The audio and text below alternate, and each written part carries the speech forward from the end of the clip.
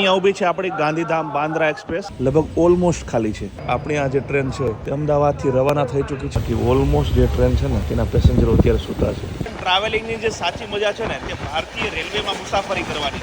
Good morning દોસ્તો, સ્વાગત છે તમારું. આજે આપણે સફર કરીશું ગાંધીધામ બાંદ્રા ટ્રેનમાં. આજના વિડીયોમાં આપણે જાણીશું કે આ ટ્રેન કેટલા વાગે ગાંધીધામથી ઉપડે છે, કેટલા વાગે બાંદ્રા પહોંચાડે છે, વચ્ચે કયા કયા સ્ટેશને આ ટ્રેન હોલ્ટ કરે છે, આ ટ્રેનનું ભાડું કેટલું છે, સ્પીડ કેટલી છે, તમામ બાબતો જાણીશું. તો ચાલો સફર કરીએ ગાંધીધામ બાંદ્રા ટ્રેનમાં. દોસ્તો, કચ્છના ગાંધીધામથી ગુરુવારે રાત્રે 12:30 વાગે ઉપડી ભચાઉ, સામખિયાળી, ધ્રાંગધ્રા અને વિરમગામ થઈ આ ટ્રેન સવારે 6 વાગ્યે અમદાવાદ પહોંચે છે. અમદાવાદમાં આ ટ્રેનનો 20 મિનિટનો હોલ્ટ હોય છે. આ ટ્રેન પકડવા હું પણ અમદાવાદ રેલવે સ્ટેશન પર પહોંચી ગયો, જ્યાં પ્લેટફોર્મ નંબર 6 પર આવી ચૂકી છે આપણી ટ્રેન. તો ચાલો સૌપ્રથમ આપણે આ ટ્રેનમાં ચડી જઈએ, ત્યારબાદ આગળની વાત કરીશું.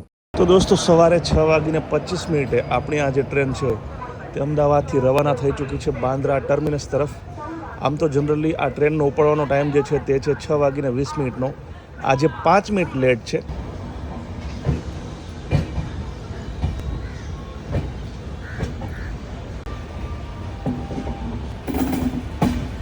હવે દોસ્તો, આ ટ્રેન તો કચ્છના ગાંધીધામથી બાંદ્રા એટલે કે મુંબઈ જાય છે, પણ મારી જે સફર છે તે છે અમદાવાદથી સુરત વચ્ચેની, જેના માટે મેં બુક કરાવી છે સ્લીપર કોચની ટિકિટ, અને જે મને પડી છે 454 રૂપિયાની અમદાવાદથી સુરત માટેની. તો દોસ્તો, અત્યારે સવારના 6:30 થયા છે અને મોટાભાગના જે પેસેન્જરો ઓલરેડી આવ્યા છે ને એ કચ્છથી આવ્યા છે. જો મોટાભાગના સૂતા છે. જો સામેની સીટ ઉપરની છે, નીચેની છે, આ નીચેની છે, આ ખાલી છે. અહીંયા કેટલાક પેસેન્જરો અમદાવાદથી ચડ્યા છે, જે જાગે છે. બાકી ઓલમોસ્ટ જે ટ્રેન છે ને તેના પેસેન્જરો અત્યારે સૂતા છે. ચાલો 1 કલાકની ઊંઘ લઈ લીધી, કારણ કે કરવાનું કંઈ હતું નહીં, અને મેં તમને કહ્યું તેમ રાત્રે ઊંઘ ઓછી થઈ હતી, એટલે થોડી ઊંઘ પૂરી કરવાનો પ્રયાસ કર્યો. વડોદરાની નજીક આપણે પહોંચ્યા છીએ. હમણાં વડોદરા પહોંચીએ એટલે વધુ વાતચીત આપણે આગળ કરીએ. તો 1 કલાકની સરસ મજાની ઊંઘ લીધી, ત્યારબાદ સાથે લાવેલા જે થેપલા હતા એ અને ચા, મસ્ત નાસ્તો થઈ ગયો. જે રેડીમેડ થેપલા આવે છે 30 રૂપિયાનું પેકેટ હતું, એ લીધું, મજા પડી ગઈ.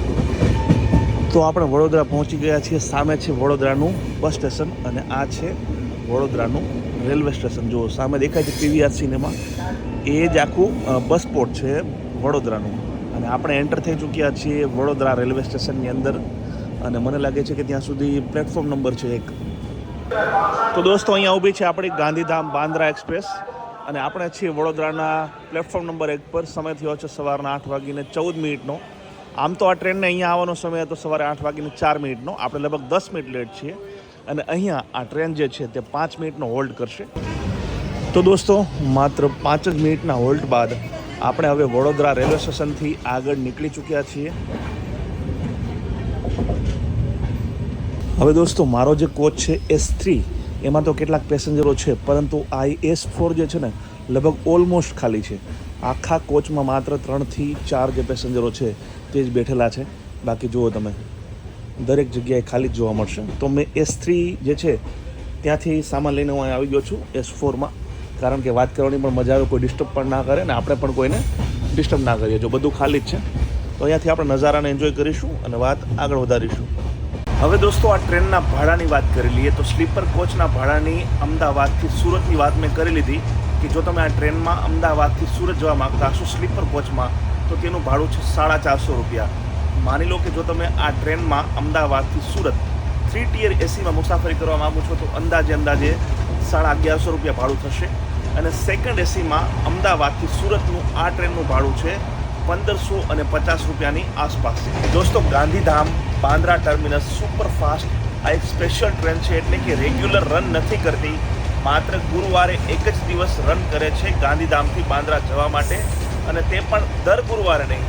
મેં જોયું તો કેટલાક ગુરુવારે આ ટ્રેન કેન્સલ પણ છે. એટલે જો તમે આ ટ્રેનમાં મુસાફરી કરવા માગતા હોય તો એક વખત ઓનલાઈન ચેક કરી લેજો, ત્યારબાદ જ ટિકિટ બુકિંગ કરાવવાની પ્રોસેસ આગળ વધારજો. હવે દોસ્તો, માની લો કે આ ટ્રેનમાં તમે ગાંધીધામથી બાંદ્રા ટર્મિનસ જવા માગો છો, તો ભાડું કેટલું છે? તો ગાંધીધામથી બાંદ્રા ટર્મિનસનું આ ટ્રેનમાં સ્લીપર કોચનું ભાડું છે અંદાજે 600 રૂપિયાની આસપાસ. 3 ટિયર એસીનું છે અંદાજે 1500ની આસપાસ, અને સેકન્ડ એસીનું ભાડું છે અંદાજે 2100 રૂપિયાની આસપાસ.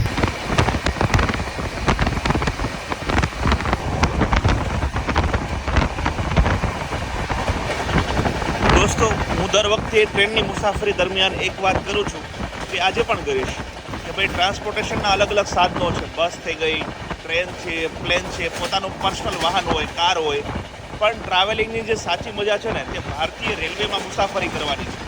કારણ કે અહીંયા તમને અલગ અલગ અનુભવો થાય છે, અલગ અલગ જગ્યા જે છે તેના ભોજન તમને કરવા મળે છે અને એક ખાસ અનેરી મજા છે, ખાસ કરીને બાળકો માટે કે ભાઈ આ જે યાદો હોય છે આખી જિંદગી તમારી સાથે ચાલે છે. તો તમને શું લાગે છે ટ્રાવેલિંગ માટે બેસ્ટ ઓપ્શન કયો છે? મને લાગે છે કે ટ્રેન જેવી મજા બીજે ક્યાંય નથી. દોસ્તો, કહેવા માટે તો આ એક સ્પેશિયલ ટ્રેન છે, પણ તમે નહીં માનો અહીંયા હાથ ધોવા માટે પણ પાણી નથી. નાસ્તો કર્યા બાદ જ્યારે હું મારા કોચમાં આગળ જે હાથ ધોવા માટેની વ્યવસ્થા હોય ત્યાં ગયો, પાણી જ ન હતું. ત્યારબાદ બીજા 2 કોચમાં ગયો, ત્યાં પણ હાથ ધોવા માટે પાણી ન હતું. મારે એક પાણીની બોટલ લેવી પડી હાથ ધોવા માટે ખાસ. તો આ છે સ્પેશિયલ ટ્રેન. બોલો દોસ્તો, આ ટ્રેનની બીજી એક વાત પણ મને ના સમજાય. આ ટ્રેન સામખિયાળી અને ધ્રાંગધ્રા જેવા નાના સ્ટેશને તો ઊભી રહે છે, પણ આણંદ, નડિયાદ કે ભરૂચ જેવા મોટા મોટા સ્ટેશને ઊભી નથી રહેતી. બોલો.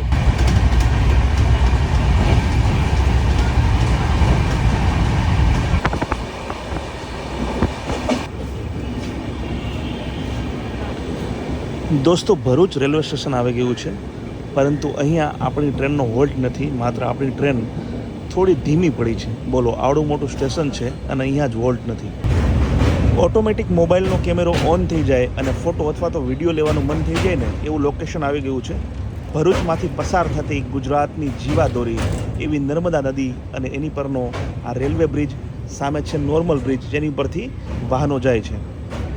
ગુજરાતને આગળ લઈ જવામાં સૌથી મોટો ફાળો જો કોઈનો હોય તો તે આ નર્મદા નદીનો છે.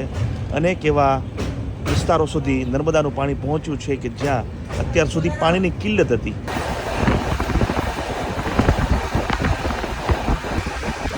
દોસ્તો, આ ટ્રેનની જો સ્પીડની વાત કરીએ તો ટ્રેનની સ્પીડ, એવરેજ સ્પીડ જે છે ને તે છે 57 કિલોમીટર પ્રતિ કલાક. અને જે મેક્સિમમ સ્પીડ જે છે ને તે રેલવે તો કોઈ દાવો નથી કરતું, પરંતુ હાલની જે સ્પીડ છે તેના આધારે હું કહી શકું કે અંદાજે 100 કિલોમીટર પ્રતિ કલાકની ઝડપે આ ટ્રેન હાલમાં દોડી રહી છે.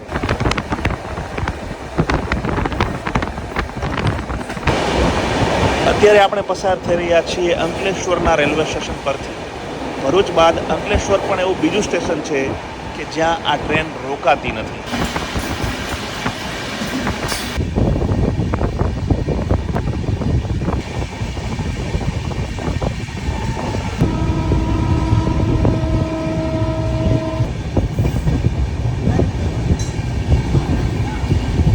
તો આ સ્ટેશન છે કોસંબા જંકશન, સુરતનો જે એક પાર્ટ છે, અને અહીંયા પણ આપણી ટ્રેનનો હોલ્ટ નથી. આમ તો મોટાભાગની જે ફાસ્ટ ટ્રેન હોય છે ત્યાં રોકાતી નથી.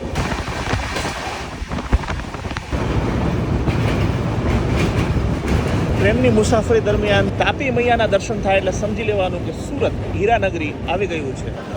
દોસ્તો, સવારના 10:05 અને આપણે પહોંચી ગયા છીએ આપણા ગંતવ્ય સ્થાન એવા સુરતમાં. આ છે આપણી ટ્રેન ગાંધીધામ બાંદ્રા ટર્મિનસ. આ ટ્રેનને સુરત પહોંચવાનો ટાઈમ છે સવારે 9:35, પણ આજે 10:05 પહોંચી છે. મતલબ કે અડધી કલાક લેટ છે આપણી આ ટ્રેન. આ ટ્રેનમાં મારી સફર તો માત્ર સુરત સુધીની જ હતી, પરંતુ સુરત બાદ આ ટ્રેન વાપી જશે, બોરીવલી જશે અને બપોરે 2:20 પહોંચાડશે બાંદ્રા ટર્મિનસ.